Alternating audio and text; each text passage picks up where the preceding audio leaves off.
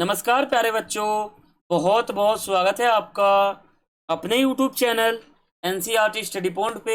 और मेरा नाम है अर्जुन। तो आगे चलते हैं। तो जैसे कि आपको पता होगा, हमने अपना दूसरा बुक बहुत पहले स्टार्ट कर दिया था, जिसके अंदर हम जो है अपने 8वें अध्याय पे चल रहे हैं, जिसका नाम है किसान, जमींदार और राज्य। ठीक है, इसका पार्ट मैंने आपको पढ़ा दिया था। तो ये हमारा जो है पार्ट सेकंड चल रहा है, तो इसी में आगे बढ़ते हैं।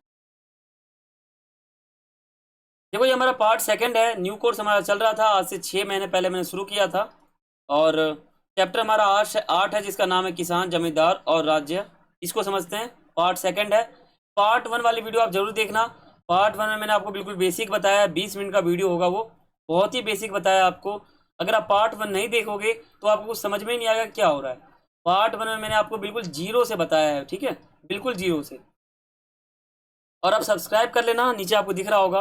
और बाकी आपने ग्रुप ज्वाइन नहीं किया तो आप कर सकते हो, नाम आपके सामने लिखा हुआ है। और बाकी आपने इंस्टाग्राम पे फॉलो नहीं किया तो आप कर सकते हो, यूजर नेम आप सभी के सामने लिखा हुआ है। और कोई भी आपकी क्वेरी हो, कुछ भी आपको पूछना हो, तो आप वहाँ पे आकर पर्सनली पूछ सकते हो। ये देखो, आपका बोर्ड जो है उसने इस साल आपके लिए सिलेबस निकाला है। और सिलेबस आपके इतने हैं, वीडियो पॉज करके आप पढ़ सकते हो। अगर मैं पढ़ूंगा तो वीडियो जो है थोड़ा लंबा हो सकता है, ठीक है। और आपने 7वां चैप्टर अगर नहीं देखा है तो आप देख सकते हो, मैंने आपको 3 वीडियो में कराया है, विजयनगर वाला, पार्ट 1, सेकंड और थर्ड। और ये वीडियो जो है आपको हमारे प्ले लिस्ट में मिल जाएगा, क्लास 12th हिस्ट्री में, ठीक है। टोटल जो हमारे टॉपिक हैं वो कितने हैं, तो आपको मैंने बताया था पार्ट 1 में हमारे 17 टॉपिक हैं। ऊपर के जो 4 टॉपिक आपको दिख रहे हैं, ये मैंने आपको पार्ट 1 में करा दिया था। आज हम 5वें और 6ठे टॉपिक को देखेंगे पार्ट सेकंड में, ठीक है। बहुत ईजी हमारा ये टॉपिक है दोनों। समझते हैं अपना 5वां टॉपिक, फसलों की भरमार। क्या मैंने कहा? फसलों की भरमार। इसको समझते हैं कि इस टॉपिक में जो है फसल की उत्पत्ति या फसल जो है उतना बढ़ा क्यों, या फिर उसका जो है बुरा भी बहुत था वहां पे उस समय मुगल काल में। देखो, मौसम के, ये मैं आपके एनसीईआरटी के अकॉर्डिंग बता रहा हूँ, उसका स्क्रीनशॉट है ये, ठीक है। तो देखो, मौसम के 2 मुख्य चक्रों के दौरान खेती की जाती थी। जो 2 चक्र थे हमारे, उसके अनुसार जो है खेती की जाती थी। एक खरीफ, जिसे हम पतझड़ बोलते हैं, और एक रबी फसल, जिसे हम वसंत बोलते हैं, ठीक है। यानी सूखे इलाकों और बंजर जमीन को छोड़ दें तो जो ज्यादातर जगह है उन पे साल में कम से कम 2 बार फसलें होती थी। जहां बारिश या सिंचाई के अन्य साधन हर वक्त मौजूद थे, वहां तो साल में 3 बार फसलें उगाई जाती थी। लेकिन अगर मान लो इस वजह से पैदावार में भारी विविधता पाई गई। भारी विविधता मतलब बहुत ही, ऐसा मान सकते हो आप, बहुत ही भिन्नता, ठीक है। और उदाहरण के लिए मान सकते हो आप, तौर पर जो है आइन हमें बताती है कि दोनों मौसम मिलाकर मुगल प्रांत आगरा में 29 किस्म की फसल उगाते थे। जो आगरा नामक एक जगह था, वहां पर 39 नाम के किस्में थे। फसल बहुत ज़्यादा उगता था वहां पे। जबकि जो दिल्ली था, यहाँ पे 43 फसलों का पैदावार होता था। बंगाल में सिर्फ और सिर्फ 50 किस्में, ठीक है। ये मुगल काल के बारे में है, हमारा पूरा चैप्टर मुगल काल के ऊपर। मुगल एम्पायर जब अंत हो जाता है इसका, तो आ जाता है अपना विद्रोह। तो मुगल काल जब हमारा खत्म हो जाता है तो विद्रोह बताऊंगा आपको। तो मुगल काल में किसान, जमींदार, शिल्पकार की क्या दशा थी, वही हम समझ रहे हैं। देखो, हालांकि दैनिक आहार की खेती पर ज्यादा जोर दिया जाता था, मगर इसका मतलब यह नहीं था कि मध्यकालीन भारत में खेती सिर्फ गुजारा करने के लिए किया, ठीक है। स्रोतों में हमें अक्सर जीन्स एक कामिल, जीन्स एक कामिल सर्वोत्तम फसल है ये, और जैसे मान लो लफ्ज मिलते हैं। मुगल राज्य भी किसानों को ऐसी फसलों की खेती करने के लिए बढ़ावा देते थे, क्योंकि इनसे राज्य को ज़्यादा कर मिलता था। ज़्यादा मतलब इनको फायदा होता था, ठीक है। कपास और गन्ने जैसी जो फसलें थी वो बेहतरीन जीन्स एक कामिल थी, ठीक है। मध्य भारत में दक्कनी पठार में फैले हुए जमीन के बड़े बड़े जो टुकड़े थे, वो उन पे कपास उगाया जाता था।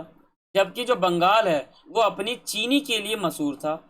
तिलहन जैसे सरसों सरसों, ठीक है, और दलहन भी नकदी फसलों को उगाता था।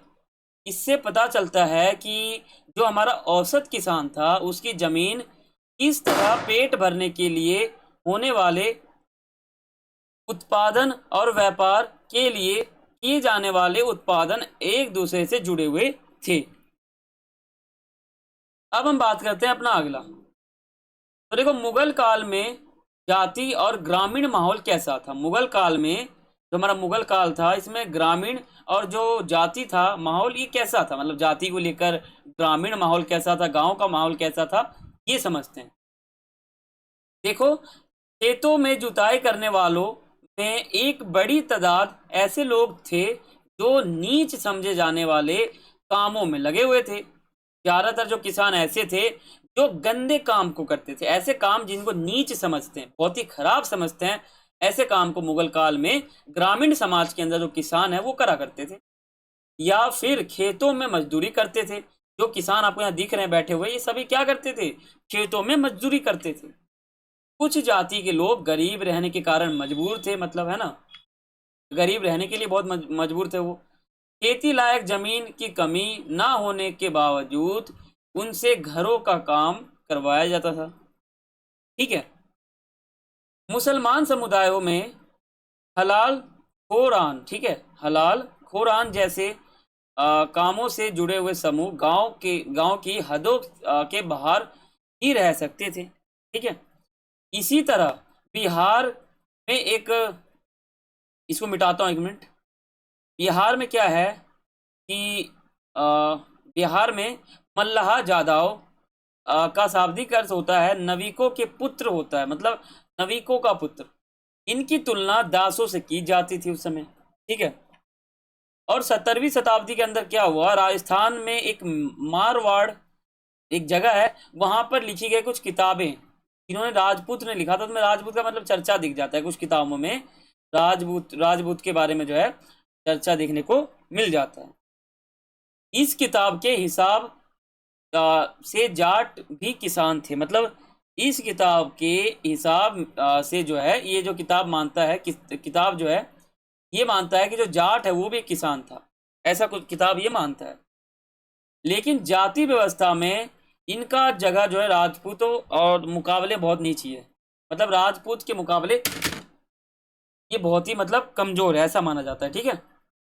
तो यहाँ पे हमारा जो पार्ट सेकंड है वो समाप्त हो जाता है।